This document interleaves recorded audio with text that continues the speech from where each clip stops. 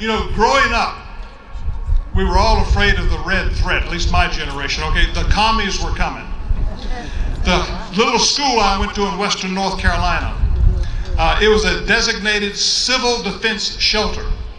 A little brick building. What was it going to do? I don't know. It had civil defense rations stored there. These were like crackers that would last 40 years. Rats wouldn't even eat this stuff, okay? But we were ready. We built up our Army. We built up our Air Force. We built up our Navy. We were strong. We were ready for the commies. Come on. Then the Berlin Wall came down. Everybody high-fives everybody, and well, we won that one. The Cold War's over. We can relax. They're not the threat anymore. And as we began to relax and communism kind of faded off into the distance, secularism began to rise. And secularism and communism, there's no difference. They're both godless.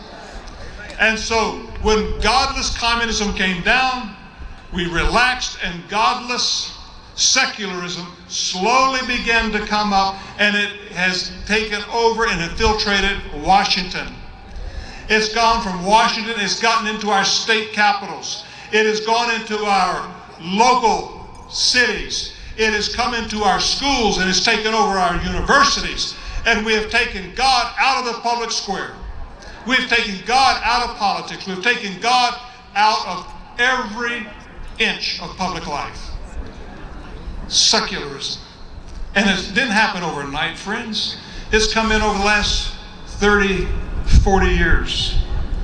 When I went to school, we had the 10 Commandments on the wall of the school.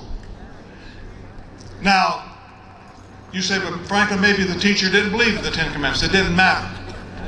God's commandments were on the wall for every student to see. We had a teacher. She led in the Lord's Prayer every day when I was growing up. Now, she might not have, or he might not have believed it or lived it. Didn't matter. It wasn't his prayer. It was the Lord's Prayer. And every student heard it. We used to say the Pledge of Allegiance. Many schools don't do that anymore. All of this is gone. My father said in 1976, he said, get involved in the political process. He said, this coming year is an election year.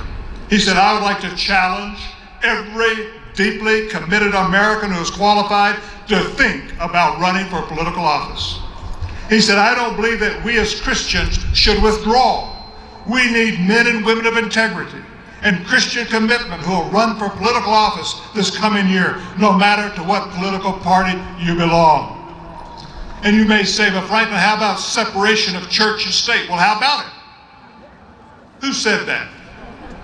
You mean that we as Christians cannot speak up publicly?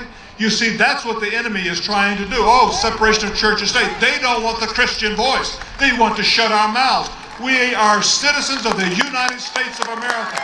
We have every right to speak up. We have every right to take our faith into the halls of government. We have every right.